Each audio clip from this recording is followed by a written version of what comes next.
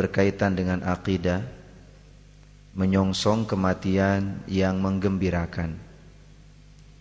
Kaum muslimin rahimakumullah, kematian pasti tiba. Banyak sekali realitas yang membuktikan akan hal ini. Setiap manusia dari hari ke hari semakin berkurang penglihatannya. Kakek-kakek yang sudah tua renta tidak dapat melihat setajam kala ia masih muda. Pendengaran pun demikian. Bila dahulu pendengaran demikian tajam, kini dengan berjalannya waktu, suara baru dapat didengar dengan jelas apabila cukup keras. Suara yang hanya sekedar bisik-bisik nyaris tidak terdengar lagi. Rambut pun makin lama makin berkurang. Warnanya juga memutih satu persatu. Begitu juga daya tangkap mengalami penurunan demikian tajam. Daya tangkap ketika masih muda jelas jauh lebih kuat dibandingkan dengan masa yang lebih tua. Kemampuan mengingat, kekuatan fisik, pun ketahanan tubuh demikian juga. Ringkasnya, semua bagian anggota tubuh hari demi hari kian mengalami penurunan fungsi. Lama-kelamaan tentu saja akan sampai pada suatu titik di mana fungsinya tidak dapat lagi mampu mempertahankan kehidupan. Dengan demikian, kematian pun tiba. Bukan sekedar itu, fakta lain banyak menunjukkan hal ini. Dulu seseorang punya ayah, kini tidak. Ayah telah meninggal. Dulu ditimang-timang kakek, sekarang hanyalah tinggal kenangan. Kakek telah lama wafat. Seorang baru saja kemarin mengobrol kesana kemari dengan temannya, kini tidak dapat lagi. Ia telah dipanggil Allah Subhanahu wa ta'ala. Dan dewasa ini, orang yang lahir 100 tahun yang lalu sangat jarang sekali yang masih hidup sekarang. Hari ini mereka yang 500 tahun lalu masih kanak-kanak, hampir dapat dipastikan sudah tidak ada lagi yang hidup di dunia ini. Bayi yang sekarang masih berusia 2 bulan misalnya, akan disebut sudah tidak ada lagi di dunia oleh generasi 400 tahun yang akan datang. Kita sekarang masih ada, masih diberi usia oleh Allah Subhanahu wa ta'ala, masih hidup di dunia. Kelak akan tidak ada lagi di muka bumi ini. Kelak akan mati. Dulu sebelum tanggal kelahiran kita tidak ada di dunia ini, nanti pun akan meninggal dunia. Banyak sekali realitas-realitas yang tak akan pernah dapat disangkal menetapkan bahwa kematian itu pasti akan dialami setiap manusia. Semua orang pasti mati.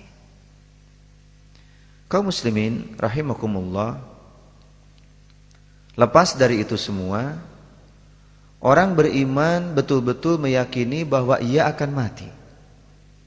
Bagaimana tidak, 14 abad yang silam Allah Subhanahu wa ta'ala mewahyukan kepada Nabi Muhammad SAW, kullu nafsin dha'iqatul maut.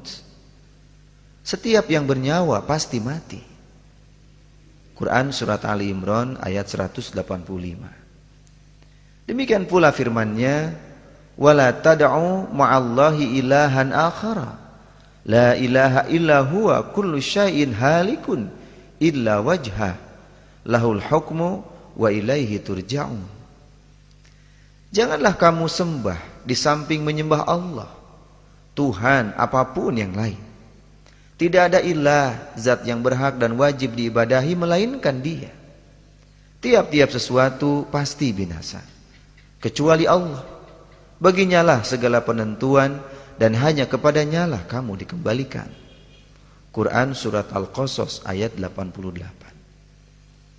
Dengan demikian jelas semua orang akan mati. Allah Subhanahu wa ta'ala pencipta manusia memberitakan hal itu. Mati hanya tinggal menunggu waktu saja. Diharapkan atau tidak, kematian pasti akan datang. Ditakuti atau tidak, kematian pasti akan dijalani. Percaya atau ingkar, kematian mustahil tak akan kunjung tiba. Kematian pasti akan dialami semua orang. Hanya saja entah kapan seseorang akan meninggal. Hampir setiap orang meyakini akan mati. Namun hanya segelintir orang yang mempersiapkan diri untuk menghadapinya. Syaitan senantiasa memperdayakan manusia untuk memperpanjang angan-angan hingga menyangka bahwa kematian tidak akan datang tiba-tiba. Tidak sedikit orang membayangkan bahwa kematian itu akan datang kelak setelah tua.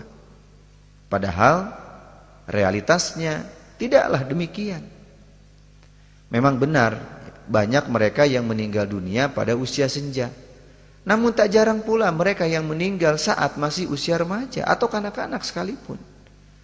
Bahkan sering pula disaksikan oleh kita bersama, bayi berumur beberapa bulan sudah dicabut kembali nyawanya oleh Allah Subhanahu wa ta'ala.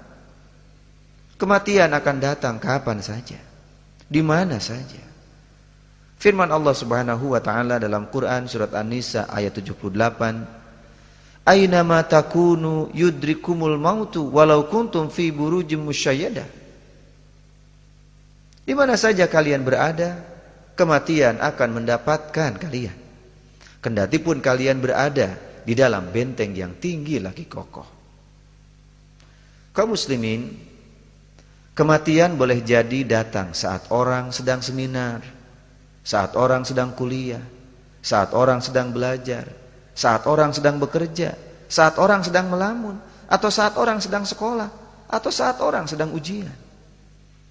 Begitu pula kematian mungkin saja tiba pada waktu orang yang tengah tidur, tengah berkendaraan, berbaring di rumah sakit, berpesta sabu-sabu di bar, berbelanja di supermarket, mencangkul di sawah, berdakwah di masjid, atau tengah di dalam medan jihad fisabilillah.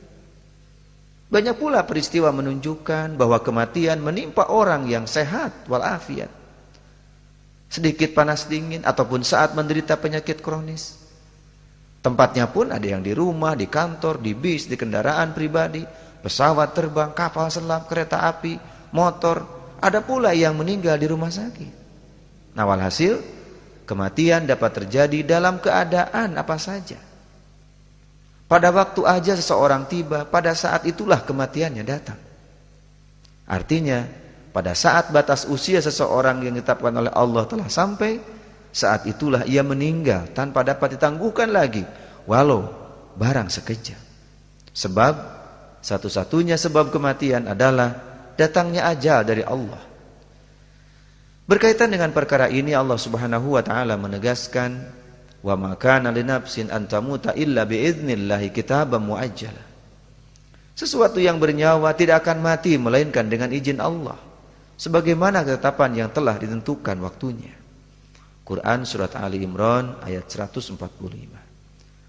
Allahu yatawaffal anfusa hina mautiha wallati lam tamut fi manamiha fayumsikul lati qada 'alaiha al-maut wa yursilul ukhra ila ajalin musamma. Allah memegang jiwa orang ketika matinya dan memegang jiwa orang yang belum mati di waktu tidurnya. Maka dia Allah tahan jiwa orang yang telah dia tetapkan kematiannya dan dia lepaskan jiwa orang yang lain sampai waktu yang ditentukan. Quran surat Az-Zumar ayat 42. Rabbiyalladzi yuhyi wa yumiit. Rabbku yang menghidupkan dan mematikan. Quran surat Al-Baqarah ayat 256. Ya ayyuhalladzina amanu la takunu kalladzina kafaru wa qalu li ikhwanihim idza darabu fil ardi aw kanu ghuzza law kanu indana ma matu wa ma qutilu liyaj'alallah zalika hasratan fi qulubihim wallahu yuhyi wa yumiit wallahu bima ta'maluna basir. Wahai orang-orang yang beriman, janganlah kalian seperti orang-orang yang kafir itu, yang mengatakan kepada saudara-saudara mereka, apabila mereka mengadakan perjalanan di muka bumi atau mereka berperang. Kalau mereka tetap bersama-sama kita, tentulah mereka tidak akan mati dan tidak dibunuh. Akibat dari perkataan dan keyakinan mereka yang demikian itu, Allah menimbulkan rasa penyesalan yang sangat di dalam hati mereka. Allah menghidupkan dan mematikan. Allah melihat apa yang kalian kerjakan. Quran Surat Ali Imran ayat 156. Qul yatawaffakum malakul maut alladzi wukila bikum tsumma ila rabbikum turja'un. Katakanlah, malaikat maut yang diserahi untuk mencabut nyawa kalian akan mematikan kalian. Kemudian hanya kepada Rabb kalianlah kalian akan dikembalikan. Quran Surat As-Sajdah ayat 11. Qul innal mautal ladzi tafirruna minhu fa innahu mulaqikum tsumma turadduna ila alimil ghaib wasyahadah fayunabbi'ukum bima kuntum ta'malun. Katakanlah, sesungguhnya kematian yang kalian lari daripadanya, maka sesungguhnya kematian itu akan menemui kalian. Kemudian kalian akan dikembalikan kepada Allah Zat Maha mengetahui perkara yang gaib dan nyata. Lalu Dia beritakan kepada kalian apa yang telah kalian kerjakan. Quran Surat Al-Jumu'ah ayat 8. Nahnu qaddarna bainakumul maut. Kami telah menentukan kematian di antara kalian. Quran Surat Al-Waqi'ah ayat 60. Kaum muslimin, ayat-ayat yang barusan kita ungkapkan dengan tegas atau dengan qat'i menunjukkan bahwa bahwa Allah lah yang menghidupkan dan mematikan. Allah lah yang menetapkan batas usia tiap-tiap orang. Pada saat ajal datang, hidup seseorang di dunia ini pun berakhir. Sebab datangnya ajal itulah satu-satunya sebab kematian. Dan kematian itu akan terjadi dalam keadaan sakit ataupun sehat, senang ataupun susah, di rumah ataupun di kantor, saat orang berharap maupun tidak, waktu seorang siap menghadapinya ataupun tidak, damai ataupun perang. Ringkasnya, kematian pasti datang ketika ajal tiba tanpa melihat keadaan apapun. Hanya saja setiap orang tidak mengetahui kapan dan di mana ia akan mati. Wa ma tadri nafsun bi ayyi ardin tamut. Dan tiada seorang pun dapat mengetahui di belahan bumi mana ia akan mati. Quran Surat Luqman ayat 34. Berdasarkan hal ini, orang takut mati atau tidak sama saja, yaitu sama-sama akan mati. Takut mati atau tidak memberikan pengaruh terhadap lebih cepat atau lebih lambat kematian. Takut ataukah tidak, mati tetap akan datang. Karenanya tidak perlu takut mati. Sebaliknya, yang perlu ditakuti adalah keadaan saat datangnya ajal yang entah kapan menjelang. Mungkin 5 menit lagi, 1 jam lagi, 2 hari lagi, seminggu lagi, sebulan lagi, setahun lagi, entah kapan. Perkara yang ditakuti seorang mukmin bukanlah kematian itu sendiri, melainkan keadaan saat ia mati. Ia khawatir mati dalam keadaan maksiat dan membawa banyak dosa akibat tidak melaksanakan hukum Allah. Jadi persoalan terpenting dalam menghadapi kematian adalah mempersiapkan akidah yang jernih lagi lurus, ketaatan kepada Allah dan Rasulnya, serta amal soleh yang banyak, dengan senantiasa didasarkan pada Al-Quran dan As-Sunnah sebagai wahyu dari Zat pencipta manusia. Kaum muslimin rahimakumullah, lalu bagaimana kita menghadapi kematian? Kaum muslimin, untuk menghadapi kematian ada beberapa hal yang patut dilakukan. Yang pertama, ingat akan mati dan akhirat. Yakin akan mati tidak ada gunanya tanpa beriman akan akhirat. Orang beriman memahami betul bahwa kematian merupakan pintu gerbang menuju kehidupan akhirat. Dalam kehidupan akhirat itulah terdapat kehidupan abadi. Kehidupan tempat diputuskannya tempat tinggal sebenarnya. Kenikmatan jannatun na'im ataukah neraka jahim. Untuk itu seseorang yang bersiap diri menghadapi kematian berupaya tanpa henti menangkap gambaran kehidupan kelak seperti diberitakan Allah Subhanahu wa taala dalam Al-Qur'an maupun oleh Rasul dalam hadisnya Rasulullah SAW. Seseorang yang merasa yakin akan datangnya kematian, namun di benak dan di jiwanya tidak terpatri realitas kehidupan akhirat yang akan dihadapinya itu, keyakinannya itu tak akan memberi bekas dan pengaruh apapun. Utsman bin Affan dalam salah satu khutbahnya pernah menyampaikan, yang artinya, sesungguhnya Allah Azza wa Jalla telah memberi kalian dunia agar dengannya kalian dapat memperoleh akhirat. Dia tidaklah memberikan dunia itu kepada kalian agar kalian berlutut kepadanya. Sungguh, dunia itu fana, sedangkan akhirat itu kekal abadi. Janganlah yang fana itu melalaikan dan melupakan kalian dari akhirat yang kekal. Utamakanlah yang kekal daripada yang fana. Sebab sungguh dunia itu pasti akan putus hubungan, dan sungguh tempat kembali hanyalah kepada Allah Subhanahu wa ta'ala. Rasulullah Shallallahu Alaihi Wasallam memerintahkan umatnya untuk mengingat kematian. Dalam hadis yang diriwayatkan Imam At-Tirmizi, yang artinya, perbanyaklah oleh kalian mengingat penghancur kelezatan, yakni kematian. Bahkan saking besarnya pengaruh mengingat kematian itu, Nabi memberitakan, andaikan saja hewan-hewan itu mengetahui kematian seperti yang diketahui oleh anak-anak Adam, niscaya kalian tidak akan memakan dagingnya dalam keadaan gemuk. Hadis riwayat Baihaqi. Rasulullah dan para sahabatnya memiliki karakter untuk senantiasa mengingat kematian. Al-Baihaqi meriwayatkan suatu waktu turunnya ayat, "Afamin hadzal hadits ta'jabun wa tadhakuna wa la tabkun." Maka apakah kamu merasa heran terhadap pemberitaan ini dan kamu menertawakan dan tidak menangis? Quran Surat An-Najm ayat 59-60. Pada saat turun ayat ini, para ahlus sufah menangis hingga air matanya membasahi janggut. Rasulullah pun menangis bersama dengan mereka. Beliau bersabda, api neraka tidak akan menyentuh orang yang menangis karena takut kepada Allah, dan tidak akan masuk surga orang yang terus-menerus bergelimang dalam kemaksiatan. Kaum muslimin rahimakumullah, Umar bin Khattab terkenal tegas dan kukuh dalam berpegang pada kebenaran. Namun dalam hal kematian, beliau pun senantiasa teringat padanya. Beliau menangis saat mendengarkan ayat-ayat atau peringatan tentang akhirat. Bahkan cincin yang dikenakannya bertuliskan, kematian itu sudah cukup sebagai peringatan, wahai Umar. Bukan hanya sahabat, para penerusnya pun demikian.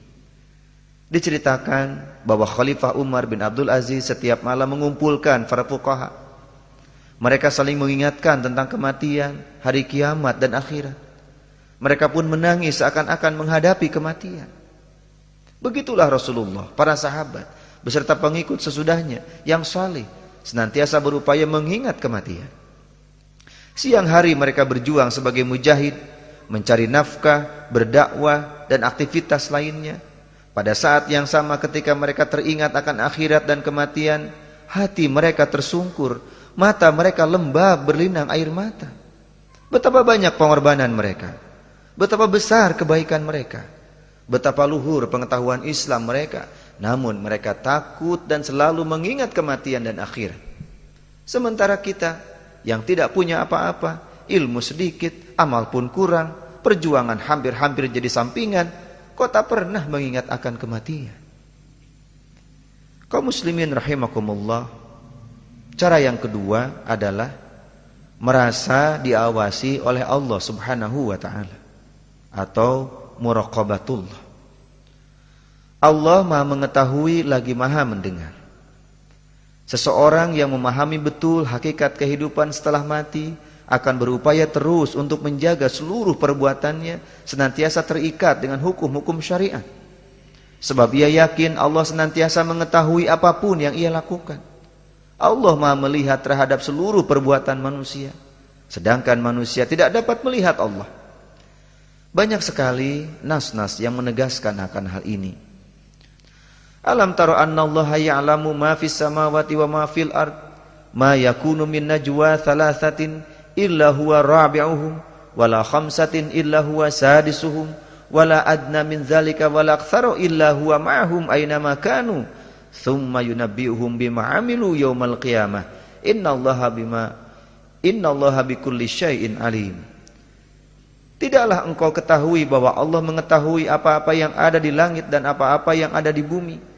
Tiadalah berbisik 3 orang melainkan Dia yang keempatnya, dan tidak pula 5 orang melainkan Dia yang keenamnya, dan tiada kurang serta tiada lebih melainkan Dia bersama mereka di mana saja mereka berada.